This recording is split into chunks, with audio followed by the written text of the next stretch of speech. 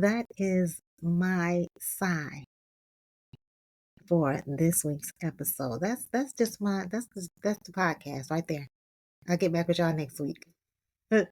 Seriously, that is the podcast. What was this? Week number 2. And it's very blah. Let me just ask you guys something. Did you see what I saw or did you see what I didn't see, one or the other? Ridiculous. Ridiculous. Let me say this before I go ahead and get started. Tamika's not with us, but I'm here. She'll be back at a later time. But I got y'all. I'm going on notes today. So if you hear me rustling around, moving around, I'm just turning pages and trying to figure it out because this show just let me get into it. Also, I might have to cut off early today because it just wasn't. It was a lot going on. It was busy. I felt like it was unorganized, like me. But let's get into it. First scene, Hudson. Now let me say this. I made reference to Hudson's behavior prior that he looks like he's on something. Wait a minute. Now let's go back to when Gary was in the car doing drugs. Um I can't remember where he was, but of course it was related to his feelings for Andi and the fact that she had moved on with Jordan. So you all might have to dig back into your memory banks or even go back to last season where this happened, that he was doing drugs. So this guy, this slimy looking guy, Hudson, was probably the person who scored it for him. I mean, he's so close on him. Now let me say this. Hudson, I believe, is the one who did it.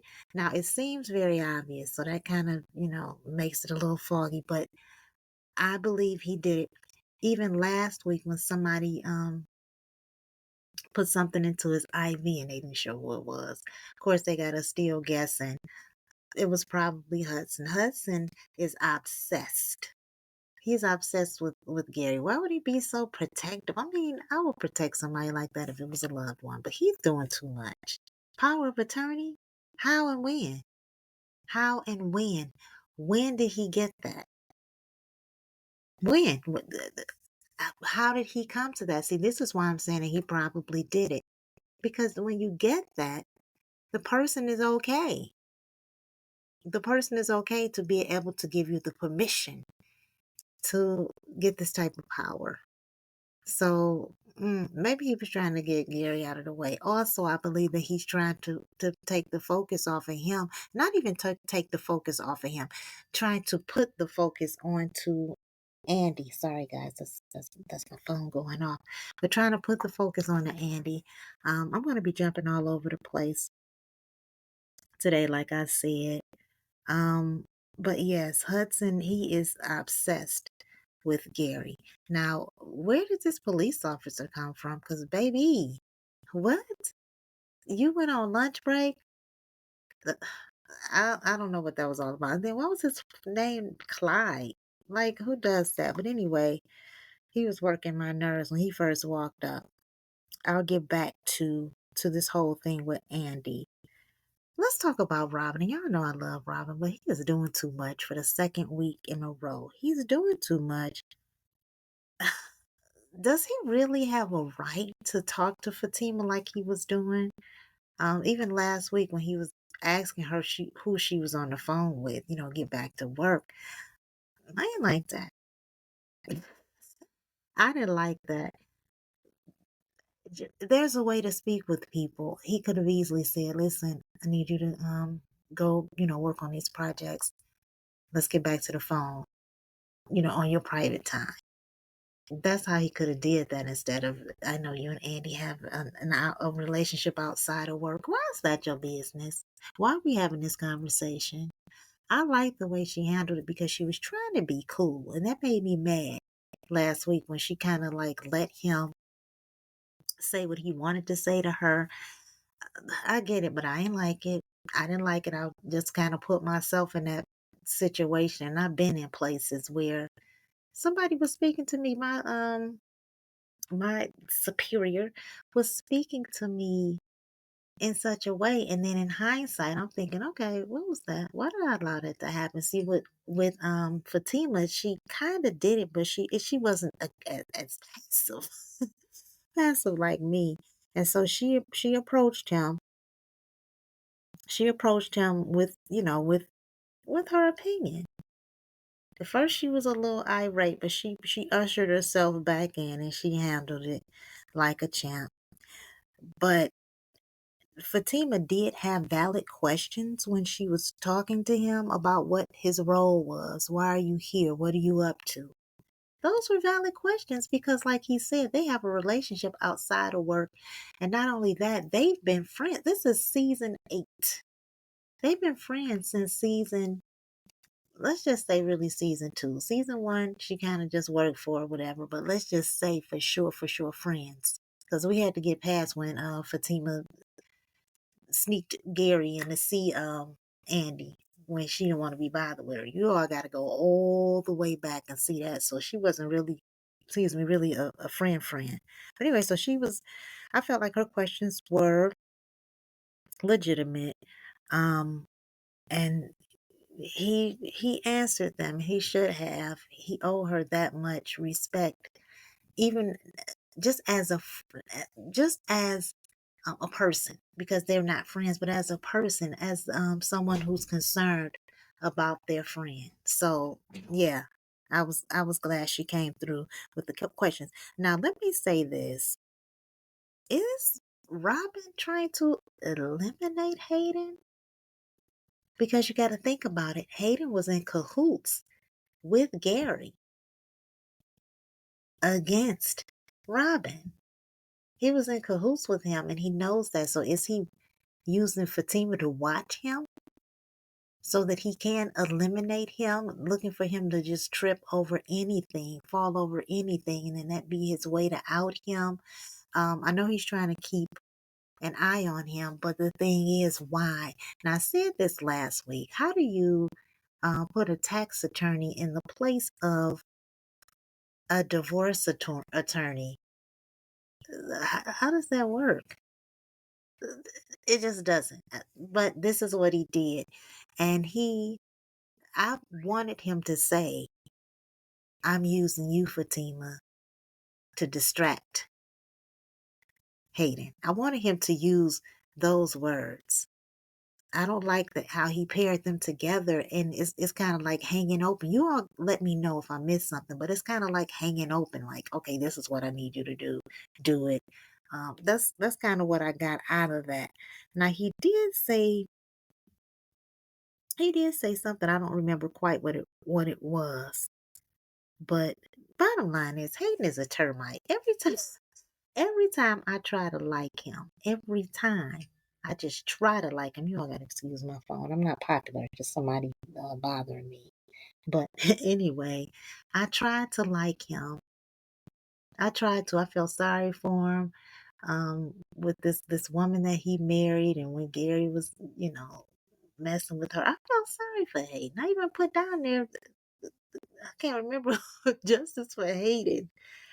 I felt sorry for him, but now he's turned back into the termite that he always was. Now here comes Zach.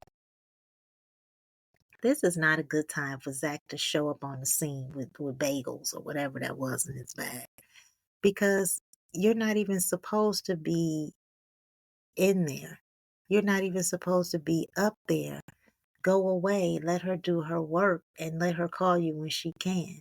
Because he's only lighting the fuse. There's too much pressure in the air. There's too much. And then I was concerned about how he didn't already know that Robyn was there. Like they didn't have a conversation at dinner last night. But anyway, I could be off. But he stayed. He stayed. He really wanted to hurt Hayden. He really wanted to punch him in the throat. But Fatima was on top of that. Like, okay, no, go home. I got this. Somehow, I believe. Well, of course, she's going to end up on top because that's her character. Something's going to happen with Hayden. I don't know what, but today, this week made me think about um, when she had Hayden beaten up in the in the parking garage. It made me think about that. If I was him, somebody to beat the brakes off of me, I wouldn't have nothing else to say. I just wave my white flag and just surrender. I can't beat you, so I'm just gonna kind of join you, type of situation. But yeah, something's gonna happen with Hayden. We'll just have to wait and see. Looking back at my notes, Tony, I'm mad because Tony has hips and I don't. Like, what is with what's with the hips? If I'm hip as a person, it would be him, and that's for the people that my people that was born in the 70s, grew up in the 80s and 90s. I'm hip wasn't saying, but anyway, and I still say it anyway. Was he out of line? Do you think for um giving? I'm being careful with my words. I don't want to say imposing because then you know how I feel, but in advance. But anyway, do you feel like he was out of line for? I felt like he was trying to elevate her. And I've been in a position where I was dating somebody who was trying to elevate me. But the thing is, he wasn't imposing. He made sure that the thing that he was offering up would be to my benefit. Now, in this case, it couldn't be to her benefit because it's taking up more of her time, like she said, and it's not providing her with more money. But most importantly, it was taking up more of her time. Now, when he said things about her other friends and her friends and how they were um, more financially stable than she was, and that's when I was like, okay, don't go through the screen, don't punch him in the throat. He knows not what he is doing. But anyway, so as the conversation furthered, I guess he signed her up for this program. He meant well, I think. He meant well because you have to look back at, he was out of line for what he said about, bringing up her friends and whatnot. He was out of line. But if you look at the relationship, he's been trying to build her up from the beginning, from the time that he suggested that she got therapy. And she was apprehensive about getting therapy, but she did it. She did it. So that was the first step. But I think he's trying to build her up, but he hit a nerve. He went about it the wrong way. She's not the type of person that likes to be controlled. And because he made this decision for her without her, then she felt like he trespassed against her. So I get that. He was trying to bring her up, but it didn't quite work out. So I get it. I get it. I understand his point, and I definitely understand hers. Um, moving right along. Let me see. Who said who said Danny looks like a man? It had to be Maurice. I wrote it down here in my notes, but I don't know where I was going with it. But I did say this, and I do feel like this. It wasn't nice. It wasn't nice at all. And I'll say this because I really love Danni. She is maybe she's my favorite character. It's between her and Fatima, I think, but I really love Danni. Danni to me, she reminds me of a former friend a whole lot, even down to how she looks. They softened her up and made her look more feminine over the last few seasons, but she still is cut kind of hard. She's kind of, how would I say, chiselly. So I say that to say that in the writing of this, they saw that and they said it. And so if I was her, I would take it personal. I would take it personal. That's like, for instance, if I was a character on a show. Okay, and some of you all have never seen me. You just see what you see on YouTube. I was teased as a child for having a long neck. Now, at this point, sorry guys, at this point, I'm sorry, I should have moved my phone and turned it off. But at this point, my neck is not an issue because I'm used to it. Now, if I was in a show and somebody said with her long neck, I would feel kind of bad because they looked at me. They used me and they put it into this character. So I kind of would, I wonder how she felt about that. I don't know. I believe it was Maurice who said that. Excuse the noise of the papers. That's me turning pages. You all know how I do with my notes. I take notes in life. Okay, even when I go to the doctor's office, I go on with notes. And I know it's kind of frustrating to doctors because then that means that okay, she's in tune with what she's feeling, and it's not a lot for us to say. It's just for us to try to figure it out. But that's just me. I write down what I'm doing every day, of my financial plan, and I'm not even that organized. You should see my room right now. But anyway, so point is that maybe the note taking came from going to college. You always had to write notes. But anyway, was Maurice and Sabrina back at the bank? Why are we going back there? Like that's just so dry and it kind of kills the storyline. I think because we've gotten so far away from that and bad things have happened in connection with the bank. If you think about it, the Q situation, Jacoby situation, I believe the guy, and I could be off, a guy that Maurice met some seasons ago. Um, I'm thinking he met him at the bank or something, and Maurice ended up going and beating him up. I know you all are like, okay, when did that happen? You got to go back a few seasons. I'm surprised I'm able to remember these things, but there are things that happen in the bank that just, I don't want to go back there. But now they're back at the bank. Here comes Paige. Why is Paige even in the picture? First of all, that old hairstyle that she had, it looked like they had put some mousse on the that big swirl on the side to kind of hold it together, but it wasn't quite, excuse me, holding it together, like some holding spray or something. Excuse me, but it wasn't quite holding it together. And then that shirt. Now, I've had shirts. I went crazy over a shirt a few years ago. It was at Victoria's Secret. It had a bow on it. I paid $80 for this shirt, and it's a little flimsy shirt, a little silk shirt, short sleeves, not even sleeves, like a cap sleeve, but it's got that, excuse me, got that bow on it, but the bow is to the side. I went crazy for that shirt. I don't think I ever wore it. Okay. Then I have another shirt that I bought 2 summers ago. It's long sleeve, it's a denim shirt, and it's got that bow on the top. I wore it one time.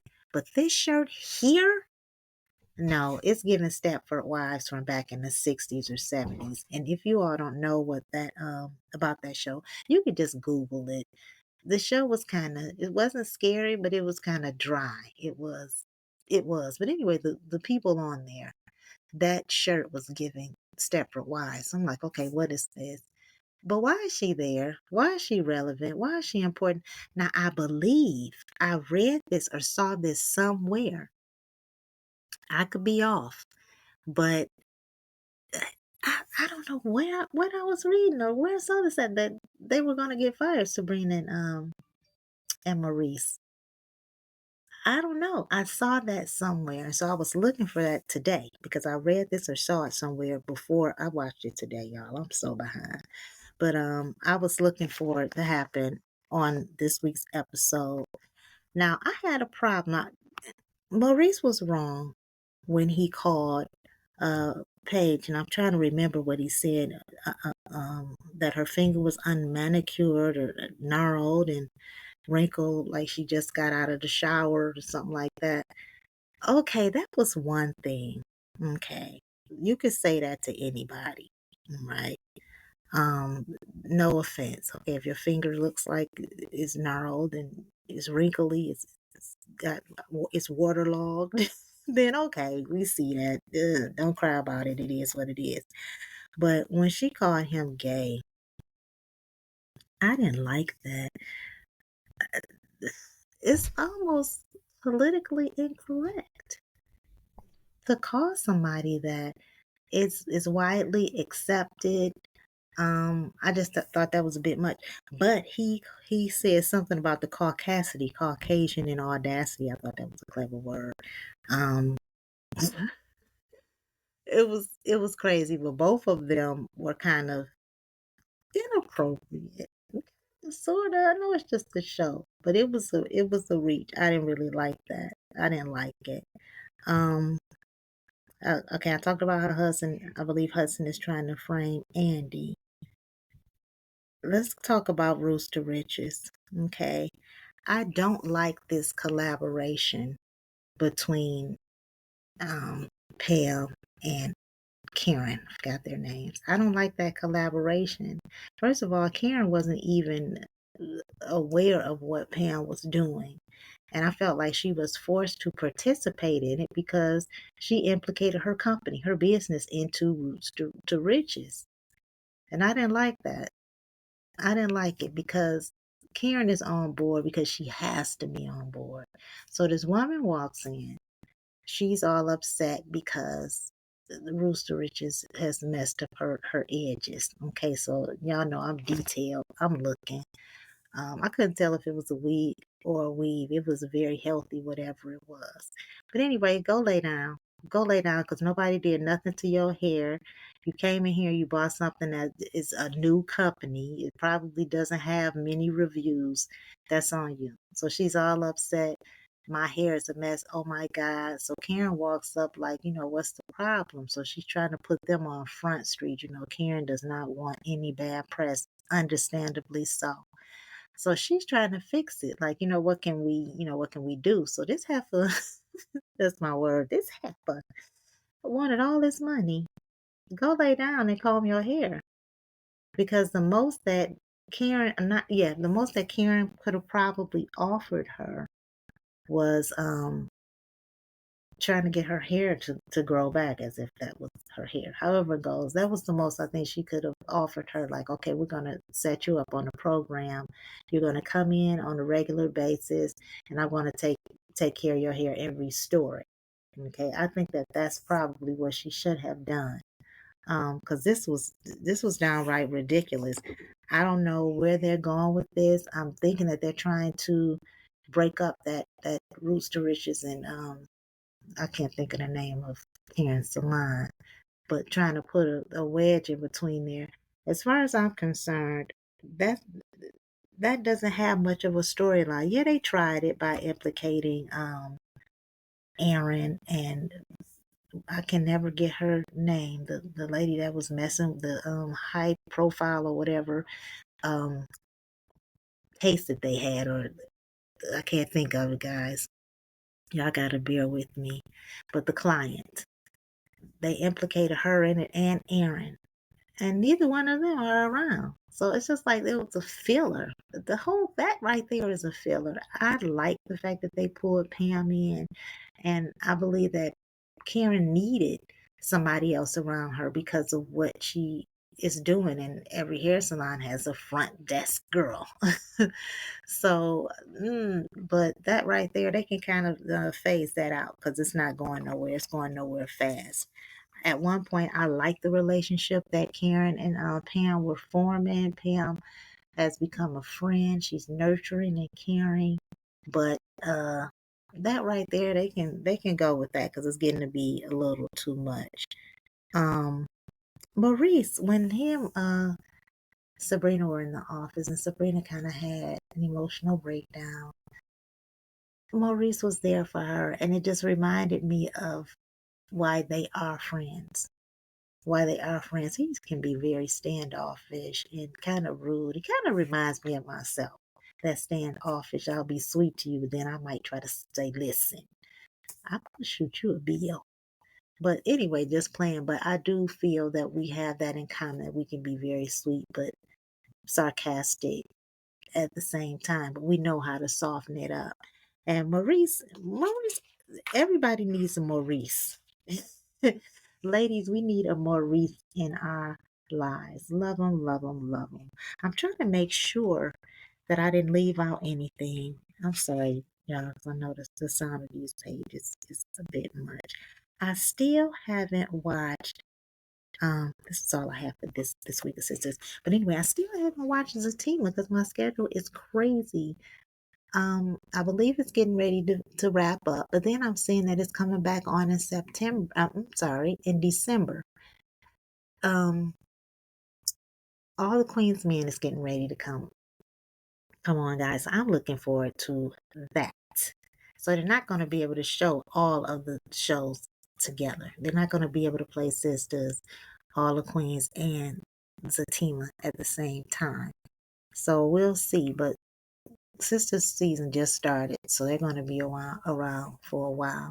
Now, you guys, if you're watching Zatima, I don't mind if you shoot a little bit of information down in the comments. I don't know when I'm going to have time to watch it. I'm going to try to set a day aside so I can just binge watch it, but my schedule just ain't, my life is not set up like that, but I'm trying to get it together. So, all in all, this episode, oh, wait a minute, I skipped a part. When Andi went to see Gary, now he done opened up his cross eyes. So now what?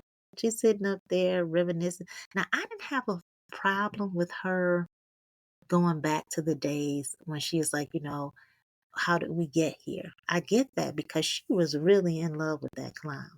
I get that. But come on. Just pull the plug on him. Just stop resuscitating this dead relationship. Pull the plug. Do not resuscitate. Just pull the plug. We know that's not going to happen because everybody, he's somebody that people love to hate. Where is Jordan? I know he's out of the picture because she's not supposed to be in connection with him while all this investigation is taking place, but where is he? Shouldn't the fellas be visiting him to see how he's doing? Everybody is just going on with life.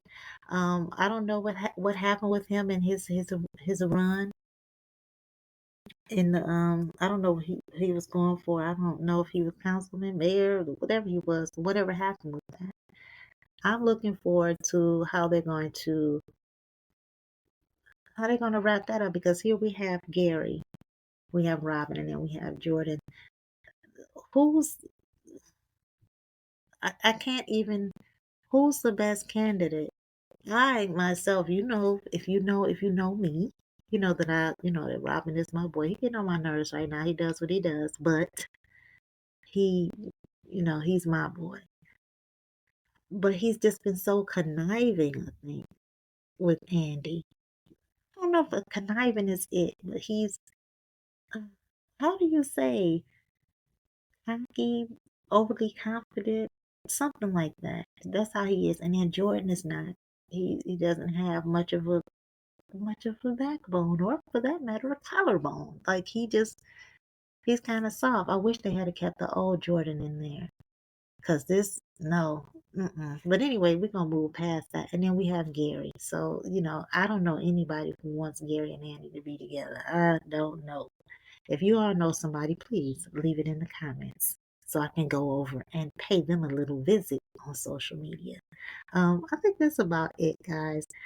Did I see next week's? I don't even know if I saw the previews for next week. I don't think so. I have to go and look back in. But we'll see what happens next week. This week, it was all over the place. It wasn't quite a snoozer, but if I had to blink too hard, I might have fell off to sleep, but I made it through the show. So you guys, I'm going to get out of here, and we made it to our 30 minutes, even though we can go over that. But I kind of keep it in there because I got other things to do, and I know you guys have other things to do. So on that note, I want to thank you for your listenership. Thank you for commenting. Thank you for tuning in, and thank you for telling a friend to tell a friend to tell an old friend who could very well become a new friend. Okay, guys, y'all know I'm crazy. I'm out.